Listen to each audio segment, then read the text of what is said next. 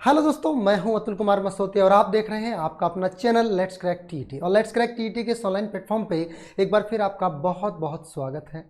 दोस्तों, last class यानी previous videos जितनी भी हमने डाली हैं उसमें हमने बात कर रहे थे हम टेंसेस को लेकर, और टेंसेस को लेकर हमने अब तक का सफ़र जो तय किया है उसमें हमने कंप्लीट प्रेजेंट टेंस को पूरा कर लिया है।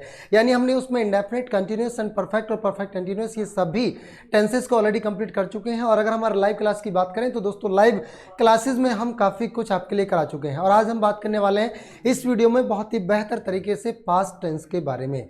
और पास्ट टेंस में हम लोग इसमें बात करेंगे, आज हम इसमें पास्ट इंडेफिनिट और पास्ट कंटिन्यूअस टेंस में क्या पढ़ना है और उसको कैसे पढ़ना है और उसकी क्या स्ट्रेटजी होती है, कैसे उसको याद करा जाए, ये सभी बातों को लेकर बात करेंगे आज की इस वीडियो में। और ये वीडियो आने वाले सभी आपके सुपर टेट एग्जाम्स, जो आपका उत्तर प्रदेश में सुपर टेट का एग्जाम होता है उस एग्जाम के लिए, रीट एग्जाम के लिए और आपका सीटेट एग्जाम के लिए, इन सभी एग्जाम्स के लिए जिनमें इंग्लिश ग्रामर को पूछा जाता है, उन सभी के लिए ये वीडियो बहुत ज़्यादा खास होगी। अगर आप लोग इन्हीं सभी एग्जाम्स में से किसी एक की तैयारी कर रहे हैं या सभी की तैयारी कर रहे हैं तो be prepare for this exam and see this video with carefully. चलिए दोस्तों, स्टार्ट करते हैं आज की इस क्लास को और बात करते हैं पास्ट टेंस के बारे में। आज हम बात करेंगे पास्ट इंडेफिनिट टेंस को लेकर, यानी ये ग्रामर का पार्ट है। ये तो आपको कंफर्म है कि ये कौन सा पार्ट है, किसका पार्ट है, ये ग्रामर का पार्ट है। Past indefinite tense. आपने जैसे ही इसका नाम सुना आपके मन में एक विचार आया, there is a question should be raised in your mind if you are preparing for the government job and if you have a mind. यदि आपके पास माइंड है तो आपके मन में क्वेश्चन उठना चाहिए कि सर यहाँ जो इंडेफिनिट वर्ड यूज हुआ है, क्या इंडेफिनिट का वर्ड मतलब यहाँ पर अनिश्चितता का होना है या कुछ और मैटर है। देखिए, अभी बताऊंगा ये इंडेफिनिट का मीन्स क्या है। देखो, यहाँ इंडेफिनिट अनिश्चितता ही है, क्योंकि यहाँ पर एक निश्चित समय की बात नहीं की जाएगी।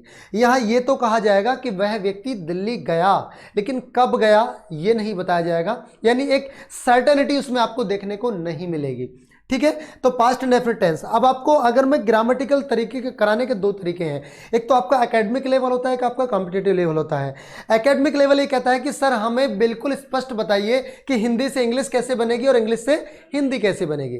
But according to the government exam हम लोग इस पर ध्यान नहीं देते, बिकॉज वह इंग्लिश टू इंग्लिश आता है और इंग्लिश टू इंग्लिश हमें समझना है और उसके अकॉर्डिंग हमें आंसर करना है। तो जब हम पास्ट इंडेफिनिट को इंग्लिश टू इंग्लिश समझने का प्रयास करते हैं तो तीन तरीके मैं आपको सजेस्ट करता हूं। I will suggest you are 3 type of recognization of past indefinite, number 1, number 2 and number 3। अभी तो सर आपने नंबर लिखे भी नहीं, अरे लिख दूंगा, क्यों परेशान होते हो। देखो, पहला तरीका तो आपका होता है स्ट्रक्चर का। पहला तरीका तो आपका स्ट्रक्चर का होता है, जिस प्रकार आप किसी के स्ट्रक्चर को देखकर ये पहचान लेते हो कि ये लड़की है, ये लड़का है, ये जानवर है, ये इंसान है। मतलब बॉडी ऑफ स्ट्रक्चर को देखकर आप ये पता लगा लेते हो कि ये व्यक्ति जानवर समूह से है, ये मनुष्य समूह से आता है। ठीक है, ऐसे ही स्ट्रक्चर सबसे पहला काम है आपका। दूसरी बात करें तो कुछ ऐसे वर्ड होते हैं, कुछ ऐसे टैगलाइन होती हैं, कुछ ऐसे टैग वर्ड होते हैं जिनके आधार पर आप ये कंफर्म कर सकते हो कि हाँ सर ये जो सेंटेंस है ये उस परिवार का है, उस फैमिली का है, ये कह सकते हैं उस टेंसेस के अंतर्गत आता है। यानी कुछ स्पेशल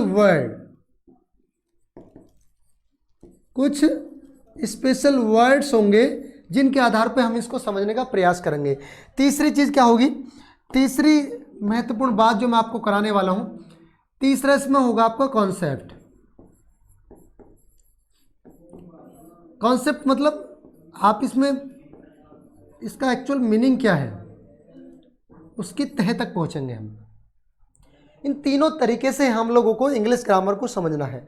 हमें जब स्ट्रक्चर की बात आई, जब स्पेशल वर्ड्स की बात आई और जब कॉन्सेप्ट की बात आई तो सर जी आप हमें बता ही क्यों नहीं देते कि क्या होगा इसका स्ट्रक्चर। चलिए दोस्तों, हम बिल्कुल भी समय को बर्बाद नहीं करेंगे।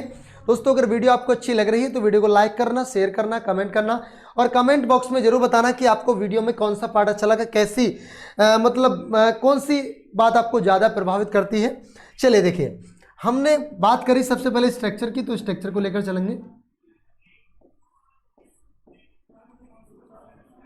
किसको लेकर चल रहे हैं? स्ट्रक्चर्स को। और स्ट्रक्चर को हिंदी में बात करें तो स्ट्रक्चर को कहा जाता है ढांचा। तो चलिए दोस्तों हम बात करते हैं अब स्ट्रक्चर के बारे में, यानी structure of past indefinite tense. Past indefinite tense का स्ट्रक्चर क्या होता है? देखो भाई, यहां से हमने देखा कि स्ट्रक्चर में अगर आप ये समझना चाहते हैं, if you want to understand the structure of past indefinite tense, then you will have to recognize two words. दो शब्दों को आपको रिकॉग्नाइज करना पड़ेगा, उसको समझना पड़ेगा, यानी उनके पहचान करनी होगी। क्या पहचान करनी होगी? कि जब हम पास्ट इंडेफिनिट की बात करेंगे तो दो बातें आपके सामने आएंगी। क्या बातें सर? एक तो जब हमारा सिंपल सेंटेंस होगा, यानी अफर्मेटिव सेंटेंस अगर आपको देखने को मिलेगा, यहां पर इसको हल्का सा छोटा कर लेते हैं। एक सेंटेंस होगा आपका अफर्मेटिव सेंटेंस। मत पूछना कि सेंटेंस अफर्मेटिव कौन सा होता है, क्योंकि मैं सेंटेंस के बारे में बहुत ही डीप तरीके से आपको बता चुका हूं और बहुत अच्छे से मैंने आपको उसमें समझाया है। अफर्मेटिव सेंटेंस में स्ट्रक्चर ये कहेगा कि एक तो सब्जेक्ट होना चाहिए, ठीक है, और अगर सब्जेक्ट के साथ मेन वर्ब की सेकंड फॉर्म, कौन सी फॉर्म भाई? सेकंड फॉर्म अगर आपको दिख जाए तो आप ये मान लेना, उसके बाद object and then other word, तो सेंटेंस कौन सा होगा? ठीक है, यानी सब्जेक्ट प्लस मेन वर्ब की second form plus object plus other word. इसमें समझने वाली बात कौन सी हुई गुरुजी? समझने वाली बात ये हुई कि भैया मेन वर्ब की सेकंड फॉर्म का यूज होगा। मेन वर्ब की सेकंड फॉर्म का यूज होगा। कैसे यूज होगा? ये बात केवल अफर्मेटिव में होगी, ये बात केवल और केवल अफर्मेटिव सेंटेंस में आपको दिखाई पड़ेगी। आइए एक सेंटेंस का सहारा लेते हैं इसको समझने के लिए। जैसे हमने लिखा सी वेंट टू दिल्ली, ये सेंटेंस आपके सामने लिखा हुआ मिल गया। अब आपने इसको पहचानना है कि ये सेंटेंस कौन से टेंस का है। जब आपने इसको पहचानना स्टार्ट किया तो आपने देखा सर यहां पर वेंट आ गया। क्या आ गया? वेंट आ गया। और आपने देखा सर वेंट तो गो, वेंट और गोन देखा था हमने, मींस गो तो होती है फर्स्ट फॉर्म, वेंट होती है सेकंड फॉर्म और गोन होती है थर्ड फॉर्म। तो सेकंड फॉर्म कहां पर आएगी? सेकंड फॉर्म आएगी पास्ट इंडेफिनिट टेंस में। कहां पर आएगी? पास्ट इंडेफिनिट टेंस में। तो टेंस कौन सा हुआ? ये पास्ट का इंडेफिनिट टेंस होगा। ठीक है, पास्ट का इंडेफिनिट टेंस। समझिए बात आ गई। मुझे उम्मीद है कि आप लोग अच्छे से इसको समझ पाए होंगे और बहुत बेहतर तरीके से आप लोगों के माइंड तक ये बात पहुंच पाई होगी। इस बात को आप नोट कर लें, कॉपी पेंसिल जो भी आप लेकर बैठे हैं, या फिलहाल इसका स्क्रीनशॉट ले लें, उसके बाद बढ़ते हैं आगे। ठीक है, चलिए बढ़ते हैं आगे। देखिए, अब अगर सेंटेंस, ये जरूरी नहीं है कि सेंटेंस वहां पर अफर्मेटिव ही आपको मिले, सेंटेंस वहां नेगेटिव और इंटरोगेटिव भी मिल सकता है। सेंटेंस वहां पर नेगेटिव और इंटरोगेटिव भी मिल सकता है। तो अगर वहां पर सेंटेंस अगर नेगेटिव आपको मिलता है, नेगेटिव सेंटेंस, नेगेटिव सेंटेंस अगर आपको मिलता है तो नेगेटिव सेंटेंस की पहचान कैसे करेंगे? आपको एक ऐसी पहचान बता रहा हूं, आपको डिड मिलेगा और डिड के साथ नोट होना चाहिए और उसके बाद मेन वर्ब की फर्स्ट फॉर्म होनी चाहिए। आपने कहा सर ये कैसे हो गया? अभी तो मेन वर्ब की सेकंड फॉर्म बता रहे थे, अभी मेन वर्ब की फर्स्ट फॉर्म कैसे हो गई? बताओ क्यों हो गई। देखो, इस डिड को आप गौर से देखो। जब आप इस डिड को बड़ी गौर से देखते हो ना, आपके दिल में कुछ कुछ होने लगता है। और जब अगर दिल में कुछ कुछ होने लगता है तो दिमाग तो खुराफात करना चाहिए, दिमाग की बत्ती जलनी चाहिए। और मेरे दिमाग की बत्ती ये जली कि सर जो डिड है ना, डिड डू की सेकंड फॉर्म है, डिड डू की सेकंड फॉर्म होती है। और डिड जब डू की सेकंड फॉर्म होती है तो इसका मतलब जब ऑलरेडी इसमें सेकंड फॉर्म आ गई तो फिर मेन वर्ब को सेकंड फॉर्म में कन्वर्ट करने की आवश्यकता ही क्या है? नहीं है ना। तो भैया यानी एक बात तो निश्चित होती है कि past indefinite tense without second form can't go, यानी वो जिंदा नहीं रह सकता। ठीक है, तो यहां पर डिड यानी डू, डिड और डन, तो ये आपकी फर्स्ट फॉर्म हो गई, ये आपकी सेकंड फॉर्म हो गई और ये आपकी थर्ड फॉर्म हो गई। ठीक है भैया, do did and done, do did and done. तो ये तीनों आपकी, जब यहां पर ये सेकंड फॉर्म ऑलरेडी आ गई है तो फिर यहां पर मैन वर्ब की फर्स्ट फॉर्म का यूज होगा। यानी एक बात हमें क्लियर हो गई कि पास्ट इंडेफिनिट टेंस में जब कभी भी डिड का प्रयोग होता है एज ए हेल्पिंग वर्ब, तो उसके साथ आने वाली मैन वर्ब में कभी भी सेकंड फॉर्म का यूज नहीं होगा। यदि ऐसा किसी सेंटेंस के अंतर्गत हो रहा है तो आप बिल्कुल निसंदेह ये कह देना कि यह सेंटेंस गलत है, ये कह सकते हैं सेंटेंस का ये पार्ट आपका गलत है। ठीक है, ये आपने नोट कर लिया, चलिए कर लिया होगा। आइए इस पर आधारित कुछ सेंटेंस आपको लिखवाता हूं मैं। सेंटेंस देखिए, पहले तो स्ट्रक्चर देख लीजिएगा। यहां पर आपको सब्जेक्ट होगा, डिड होगा, नोट होगा, मैन वर्ब की फर्स्ट फॉर्म होगी, प्लस ऑब्जेक्ट होगा, प्लस अदर वर्ड होगा। ठीक है भाई, subject did plus not plus man verb की फर्स्ट फॉर्म प्लस ऑब्जेक्ट, ये आपका सेंटेंस होना चाहिए अगर आप बनाना चाहते हो। देखिए, he did not make this video, he did not make this video, उसने यह वीडियो नहीं बनाई, उसने यह वीडियो नहीं बनाई। तो कैसे पता लगा हमें नहीं बनाई? यहां पर डिड आ गया और डिड के साथ मैन वर्ब की कौन सी फॉर्म है? मैन वर्ब की फर्स्ट फॉर्म है। लेकिन कभी कभी did as a main verb प्रयोग होगी तो वहां पर ये देखिए, जैसे ही डिड हिज वर्क, तो ये सेंटेंस गलत नहीं है क्योंकि यहां पर हेल्पिंग वर्ब नहीं है, ये यहां पर किसका काम कर रही है? मैन वर्ब की सेकंड फॉर्म का, मैन वर्ब की सेकंड फॉर्म का ये काम यहां पर कर रही है। क्लियर हुआ सभी का? मुझे उम्मीद है कि आप लोगों को अच्छे से यहां पर समझ में आ गया होगा। अब हम बढ़ते हैं आगे। अब जो yes no type interrogative sentence आपको देखने को मिलेगा, yes no type interrogative sentence कैसे देखने को मिलेगा? Yes no type interrogative sentence.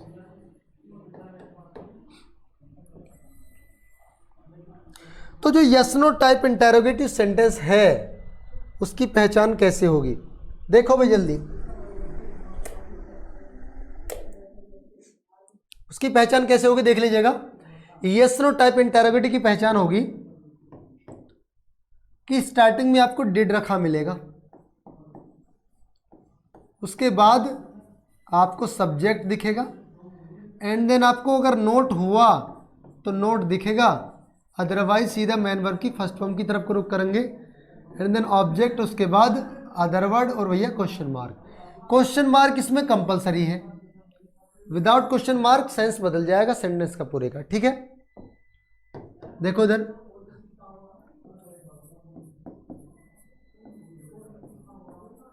Did you earn money?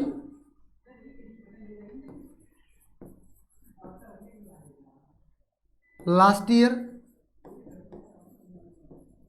क्या तुमने पिछली साल पैसा कमाया? कहाँ कमाया? पिछली साल लॉकडाउन की वजह से निकल गया, पैसा नहीं कमा पाए। तो एक क्वेश्चन पूछा जा रहा है, क्या तुमने पिछली साल पैसा कमाया? मतलब कमाने या ना कमाने से नहीं है, मतलब है कि इसको पहचाना कैसे जाए।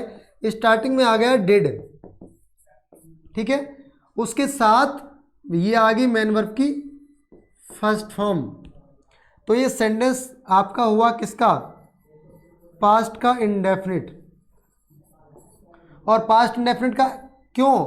पहले डिड आया है इसलिए कौन सा होगा? Yes no type.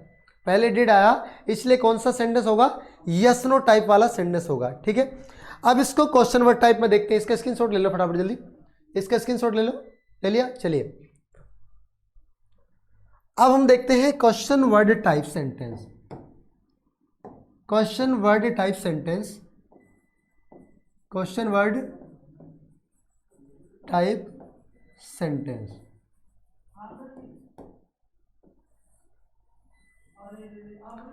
Question word type sentence में क्या होगा, देखो क्वेश्चन वर्ड टाइप सेंटेंस, देखिए क्वेश्चन वर्ड टाइप सेंटेंस में हिंदी की तो बात ही नहीं करेंगे, अगर आप करना चाहते हो तो उसमें कब, जो मम्मी पापा आपके क्वेश्चन पूछते हैं ना आपसे, हाँ बेटा बता कब निकला था घर से, कब, क्यों, कैसे, किसने, कितना, ये जो शब्द होंगे ना ये आपके बीच में आएंगे और क्वेश्चन मार्क होगा। इंग्लिश की स्थिति तो ये रहेगी, but according to English language the question word should be in a first position, उसके बाद आपका डिड आएगा एंड देन आपका सब्जेक्ट होगा, उसके बाद अगर नॉट है सेंटेंस में तो नॉट हो सकता है, अदरवाइज सीधा मैनर की first form plus object plus other word और आपका question mark. Question mark compulsory है, क्वेश्चन मार्क के बगैर आप सेंटेंस को कंप्लीट नहीं कर सकते। Without question mark you can't make a sentence of question word type. देखिए देखो इधर, why did you not earn money last month,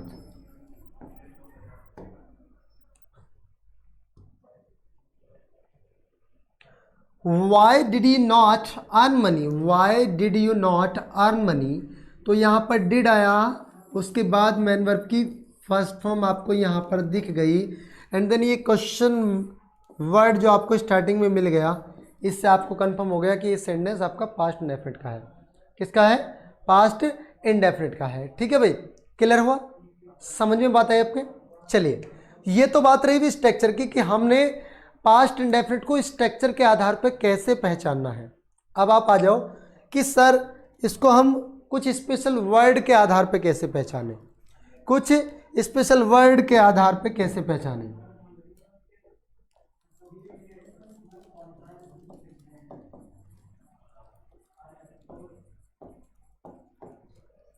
जो स्पेशल वर्ड्स होंगे उनके आधार पे हम लोग इसको कैसे रिकॉग्नाइज करेंगे, कैसे पहचानेंगे, उस बात को समझें। देखो, अगर कहीं पर लास्ट डे, लास्ट नाइट, ठीक है, लास्ट डे, लास्ट नाइट या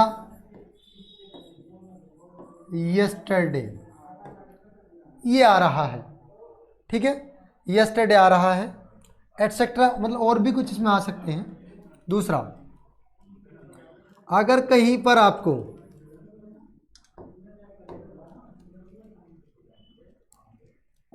किसी सेंटेंस में सेल्डम,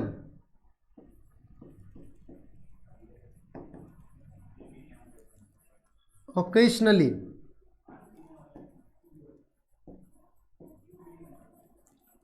जनरली, नॉर्मली, ठीक है, ऑफन, ऑलवेज, ये आता है। और इनके साथ अगर आए या तो मेन वर्ब की सेकंड फॉर्म या दोस्तों डिड के साथ मेन वर्ब की फर्स्ट फॉर्म, तो आप ये मान लेना कि सेंटेंस जो है वो आपके पास्ट इंडेफिनिट का होगा। किसका होगा? पास्ट इंडेफिनिट का होगा। इसके आधार पर कैसे? जैसे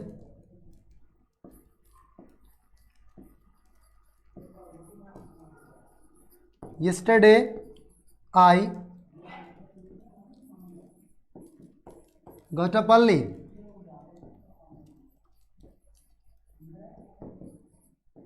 in the morning,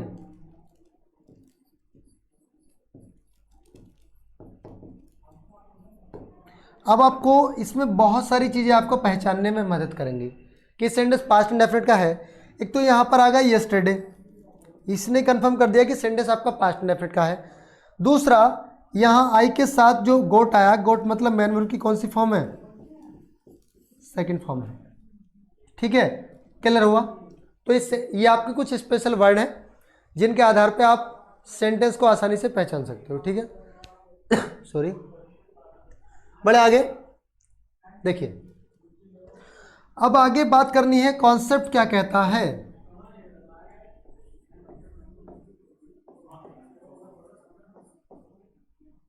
कॉन्सेप्ट और मीनिंग की बात क्या होगी?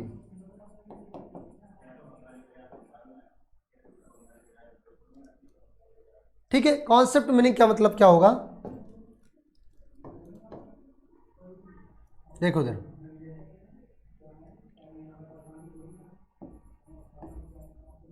Work done in past time. एक बात तो आपको समझ में आ गई कि जो कार्य खत्म होगा ना वो पास्ट टाइम में खत्म होगा, मतलब भूतकाल में खत्म हो गया होगा। ठीक है, भूतकाल में खत्म हो गया होगा। उसमें हम किसकी बात करेंगे? उसमें हम कुछ रिपीटेड एक्शन की बात कर रहे होंगे। ठीक है, उसमें हम किसी की हैबिट को लेकर बात करेंगे। उसमें हम क्या करेंगे? किसी की हैबिट को लेकर बात करेंगे, रिपीटेड एक्शन की बात करेंगे, और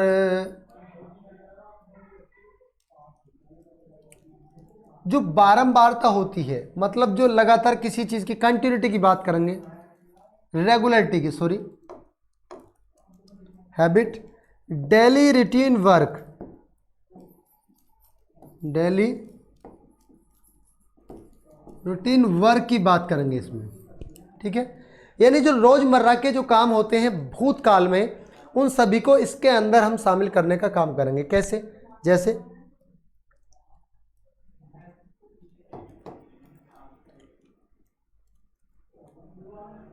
he did not play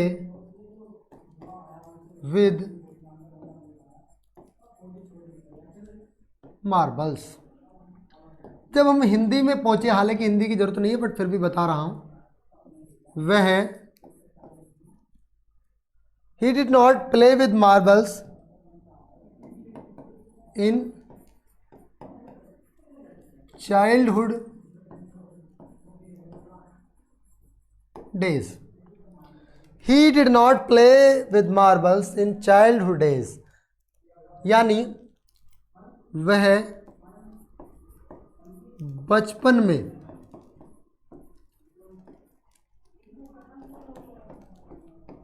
कंचों से नहीं खेला करता था।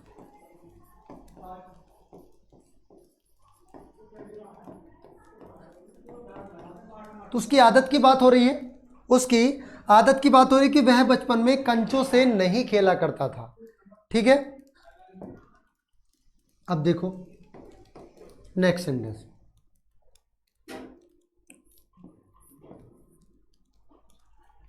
he did not complete his work। he did not complete his work, उसने अपना कार्य पूरा नहीं किया। दो चीज़ें यहाँ से कंप्लीट हुआ। हिंदी से कोई मतलब नहीं है, हमें हिंदी से कोई मतलब नहीं है, because in the examination time you have a chance to read in Hindi but only English.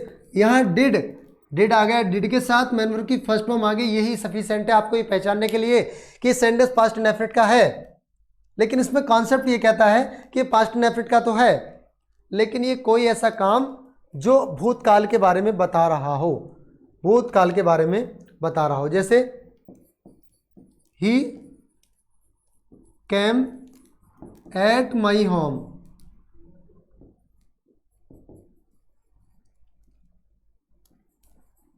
ऑफनली, वह ज्यादातर मेरे घर आता था या आती थी। चूंकि यह ही लगा है तो आता था होगा, सी लगा होता तो आती थी होगी। ठीक है, तो जो काम ज्यादातर, लगातार, कंटिन्यूटी में या कभी कभार, ठीक है, ये इन शब्दों का प्रयोग इसमें होता है। अब इसको इंग्लिश में तो सेल्डम, ओकेशनली, ठीक है, सेल्डम, ओकेशनली, जनरली, नॉर्मली, ये सब, ऑलवेज, इन शब्दों के माध्यम से हम इसको पहचान सकते हैं। ठीक है भाई, तो ये जो मैं आपको बता रहा हूं ये था आपका पास्ट इंडेफिनिट टेंस। यानी पास्ट इंडेफिनिट टेंस को आपको समझने के लिए इन सभी सेंटेंसेस का सहारा लेना पड़ेगा। हाँ, एक टेंस और है जो आपको पास्ट इंडेफिनिट में जो कैपेसिटी को बताने का काम करेगा। देखिए, use of could, use of COULD, बड़ी बदतमीज सी लगती है अंग्रेजी जब ये कहते हैं कि इसमें एल को मत बोलो। लगता ना, जब यार इसमें एल जोड़ा है तो फिर बोले क्यों ना, और जब बोले ना तो फिर लिखा क्यों था, है? बताओ भाई, बड़ी कंफ्यूज करने वाली अंग्रेजी है। इनका मन करा एफ को नहीं बोलना, चलो नहीं बोल रहे, एल को नहीं बोलना, नहीं बोल रहे, यहां बदतमीजी से लगती है। चलिए, कुड का प्रयोग, भूत काल की किसी घटना में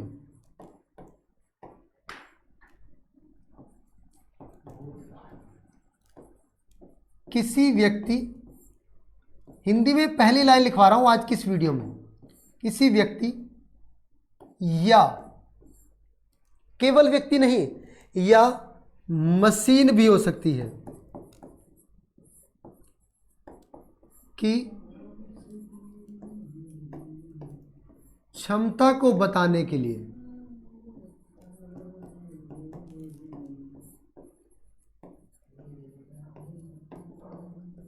कुड का प्रयोग किया जाता। भैया, कुड का प्रयोग किया जाता है।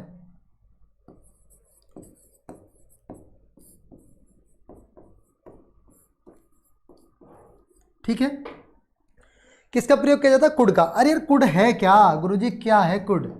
कुड को आप हिंदी में तो पहचान देंगे, हिंदी अगर आप पढ़ते तो हिंदी में तो एक तरीके से पहचान लेते।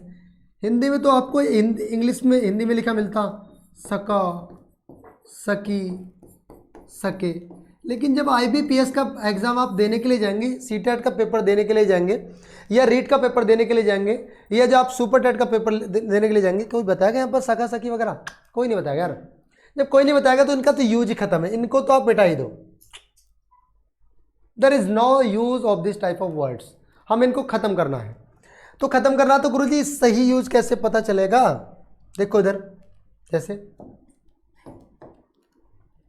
हमने कहा, जो लड़का अपने आप को बहुत ही धुरंधर मानता था, बहुत ही बेहतरीन जिसकी इंग्लिश हुआ करती थी, he could not speak in English language.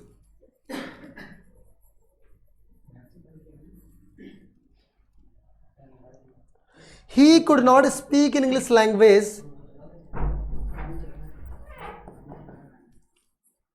during lecture competition.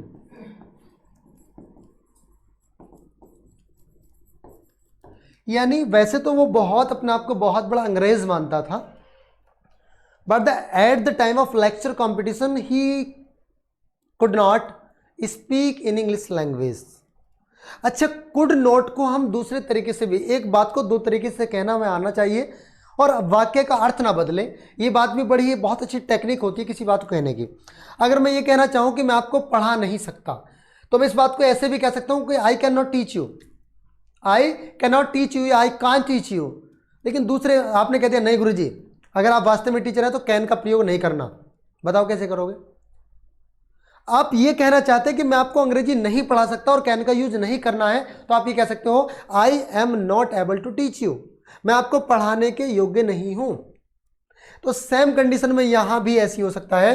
तो he could not speak in English language during lecture competition, तो यहां से क्या कंफर्म हुआ? सका, यानी ये भी पास्ट की घटना है। ये भी किसके अंदर आती है? पास्ट इंडेफिनिट में आती है भैया। किसमें आती है? ये भी पास्ट इंडेफिनिट में आती है। सका, सकी, ही भी हो सकता है, सी भी हो सकता है, कोई भी इसमें हो सकता है। अच्छे से आप लोग अगर इसको समझे तो कुड का यूज इसमें आ जाएगा। एक चीज और, कुड का यूज आ गया, एक यूज हो रहा था यूज टू।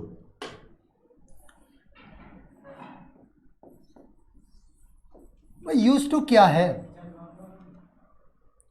यूज टू क्या है? यूज टू है भूतकाल में यानी पास्ट टाइम में आपकी जो भी आदतें रही हैं, आपकी जो भी आदतें रही हैं। मैं बचपन में बहुत गालियां दिया करता था। अगर आप ऐसा सोच रहे हैं, अगर आप ऐसा सोच रहे हैं और अगर आपकी ऐसी गंदी आदतें रही हैं तो आपकी ये पुरानी आदतें हैं। और आप अगर इसको, if you want to express this type of expression in English language then you can use this type of word. आप इस शब्द का प्रयोग कर सकते हैं। जैसे अभी मेरे पास खड़े हुए गोल्डी सर ये कह रहे थे कि मैं बचपन में बहुत कंचे खेला करता था। मैं बचपन में बहुत कंचे खेला करता। कंचे कभी खेले हो आप? नहीं खेले? बहुत बेहतरीन खेल है। गांव की दुनिया में रहकर अगर आप लोगों ने कंचे का खेल नहीं खेला ना, फिर दुनिया में कुछ नहीं खेला आपने। फिर तो शतरंज खेल के भी जमाना बेकार कर लिया आपने। तो ये कह रहे हैं, मैं कह रहा हूं कि he used to play with marbles. He used to play with marbles in childhood days. वह बचपन में कंचे खेला करता था। आदत है, हैबिट है। और मैंने बताया था कि आदत की बात होगी, हैबिट की बात होगी, लेकिन उसमें यूज अलग अलग होंगे, यूज अलग अलग होंगे। तो यहां पर मैंने किसका यूज करा?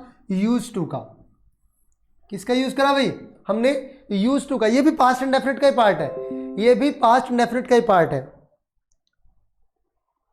ही use to play with marbles in childhood days but no longer now.